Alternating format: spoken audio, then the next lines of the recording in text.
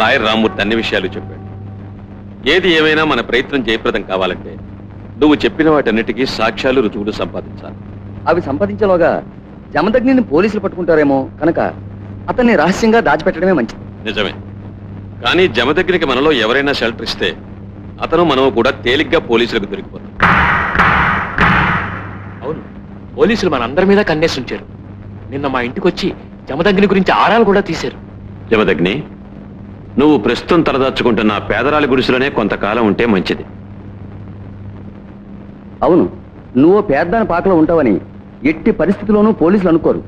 Correct. నేను ఆ పూరి గుడిసె చాటు నుంచే పాలకులతో ధర్మయుద్ధాన్ని సాగిస్తాను. అవసరాన్ని బట్టి మిమ్మల్ని రహస్యంగా కలుస్తాను.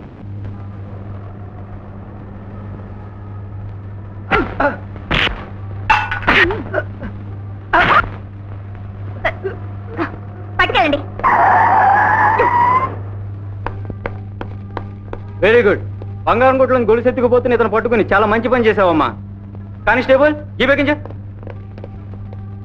ఏ పిల్ల, నువ్వు కూడా జీబెక్కు. నేనెందుకు?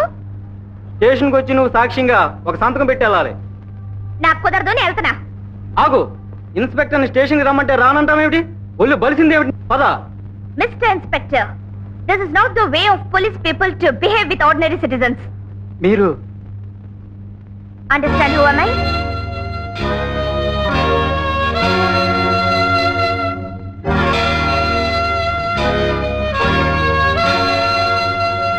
నేను చెప్పేది వినండి సార్.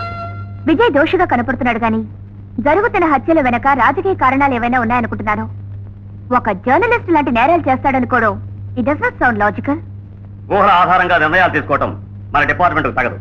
పోలీసులు కొట్టి తప్పించుకోవడం ద్వారా అతను చట్టం దృష్టిలో నేరస్తుడు. సారీ సార్, నా నాలెడ్జ్కి అందినంత వరకు అతను నిర్దోషి. రేఖ, స్టాప్ ఇట్. నీ కర్తవ్యం నువ్వు నిర్వర్తించు. మిగిలింది కోర్టుకి, చట్టానికి వదిలే. Yes sir. జమదగ్ని, నువ్వు నిర్దోషని ప్రపంచానికి నిరూపించాలంటే కోర్టు వరండాలో రవిబాబును హత్య చేసింది, అతని చెల్లెలు లలితను హత్య చేసింది రాయప్పేనని మనం నిరూపించాలి. రాయప్పని మనం ఎంత చెప్పినా ఎవరు నమ్మరు. కారణం అతను జైల్లో ఉంటూ శిక్ష అనుభవిస్తున్న ఖైదీ గనక. We have powerful weapons or papers, but దానికి అవసరమైన సాక్ష్యాధారాలు మన చేతుల్లో లేవు. అంటే పెద్దల సాయంతో రాయప్ప జైలు నుంచి రహస్యంగా రాకపోకలు సాగిస్తున్నాడని సాక్ష్యాధారాలతో మనం నిరూపించాలి. జైలు నుంచి రాయప్ప బయటికి వచ్చినప్పుడు మనం పట్టుకుని చట్టానికి అప్పగించి కోర్టులో నిలబెట్టాలి. కానీ అతన్ని పట్టుకోవడానికి జైలు నుంచి ఎప్పుడు బయటకు వస్తాడో మనకెలా తెలుస్తుంది? అతను రావటం కాదు, మనమే అతన్ని ఎత్తుకొచ్చి బంధించి నిజాన్ని నిరూపిస్తాం.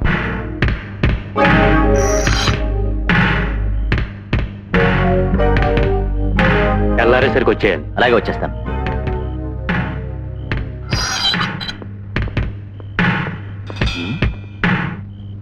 పర్వాలేదే, తెలివిగా మన వాళ్ళు పోలీస్ కారే పంపించారు.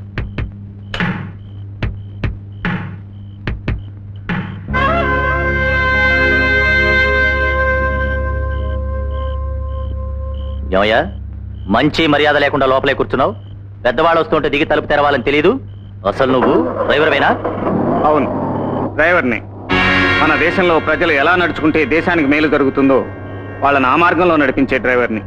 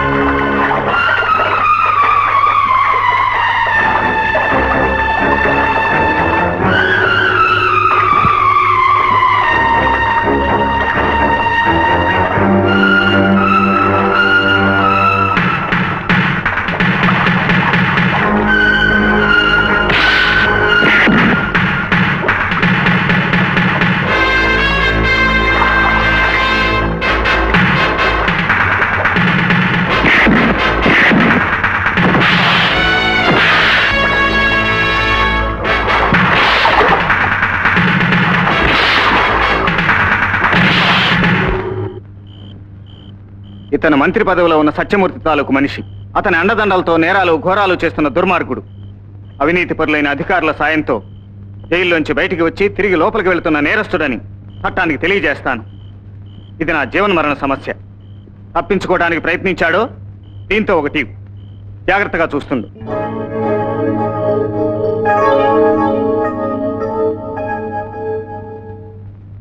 వరంగల్లో తొమ్మణుగుని హత్య చేసి పారిపోయిన వ్యక్తిని ఏ విధంగా పట్టుకున్నామో మీ అందరికీ తెలుసు.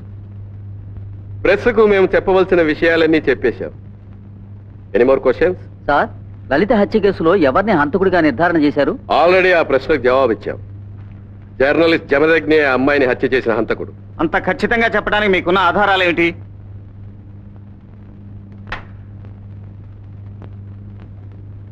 అతడు నాయకుడు సత్యమూర్తిని హత్య చేయడానికి ఆ ఇంట్లో ప్రవేశించాడు. అడ్డం వచ్చిన అమ్మాయి నోరు మూయించడానికే ఆ హత్య చేశాడు. మా ఇంట్రాగేషన్ లో అతను ఆ విషయం ఒప్పుకున్నట్టే. జైల్లో ఉన్న సత్యమూర్తి మనిషి ఒకడు చార్లెస్ శోభరాజు లాగా తన ఇష్టం వచ్చినప్పుడల్లా బయట తిరుగుతున్నాడని వదంతుంది.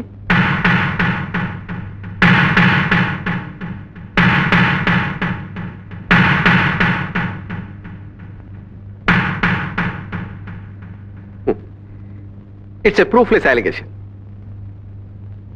కాదు, నిజమే. అర్ధరాత్రి బయట చూసిన వాళ్ళు ఉన్నారు. What you mean? ఈ క్షణం అతను జైల్లో లేడంటాను. ఉన్నాడని మీరు నిరూపించగలరా? రూమర్. మీకంత అనుమానంగా ఉంటే నాతో జైలుకు రండి, చూపిస్తాను.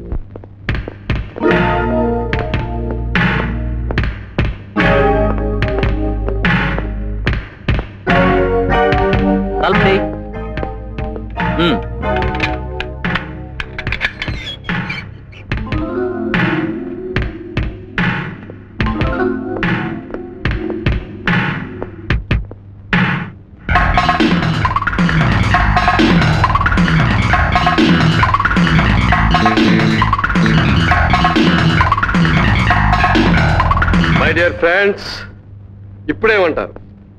అధికారంలో ఉన్న వాళ్ళను విమర్శించడమే మీ పత్రిక విలేకరుల ఆనవాయితీ అయిపోయింది. Do you want any more clarification about Rallapalli Rayappa?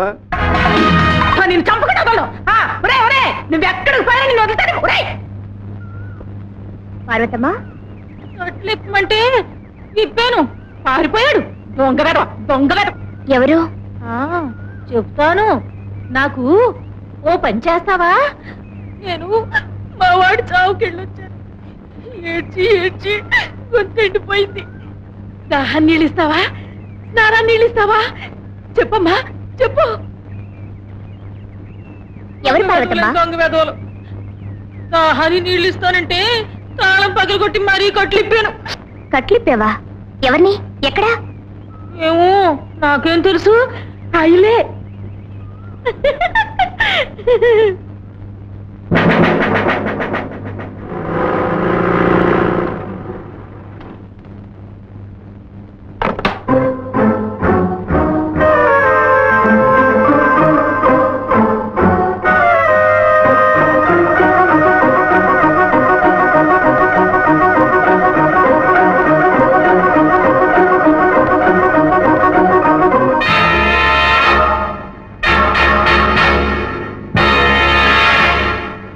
ఎవరు నువ్వు? చెప్పు. ఓలమ్మో, కొత్తగా అడుగుతున్నావేమిటి? నా గురించి తెలీదా? ఈడొచ్చిన ఆడపిల్లని. సరిగ్గా జవాబు చెప్పు. ఎవరు నువ్వు? నా చరిత్ర చెప్పమన్నావా? చెప్తాను. నర్సాపురం నూకాలమ్మ కూతుర్ని. అమ్మ అయ్యా పోయాక చక్కని కుర్రవాడు దొరుకుతాడని చుక్కలంట కళ్ళేసుకొని చూసేదాన్ని. ఈ పేటకి పొగరి బొద్దాన్ని. You understand?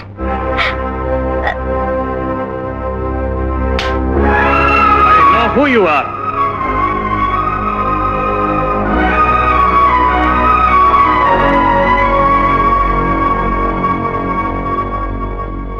నీ గురించి నాకు నిజం తెలుసు. నువ్వు పోలీస్ మనిషివి. నువ్వే వాడిని విడిపించుంటావు. ఏడివాడు? ఎక్కడ? పెద్దలు పెట్టిన గడ్డి కాసిపడి నువ్వు వాడిని విడిపించుంటావు. నీలాంటి వాళ్ళని షూట్ చేసిన పాపం లేదు. నువ్వు నీతిగల పోలీస్ ఆఫీసర్ అయితే నన్ను మోసం చేసినా సంతోషించేవాడిని, గర్వించేవాడిని. కానీ నువ్వు ఎంగిలి మెతుకు లాంటి లంచం డబ్బులు కాసిపడి నేరస్తులకు సాయం చేసే అవినీతి ఆఫీసరు.